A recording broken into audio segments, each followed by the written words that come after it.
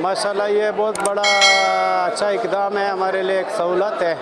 Online registry और online apply घर पे बैठे बैठे आसानी से हमारा काम हो जाएगा, तो हम इसको अप्रिशिएट करते हैं। बहुत अच्छा इकदाम है और इसमें मज़ीद बेहतरी लाना चाहते हैं कि इसमें मज़ीद और भी सहूलियत आ जाए, सब पाकिस्तानी आवाम के लिए बहुत बेहतर रहेगा। लेकिन जो आपने मुझे डेमो दिया ना, इसके मुताबिक ये है कि अब आपको नादरा ऑफिस जाने की ज़रूरत नहीं है।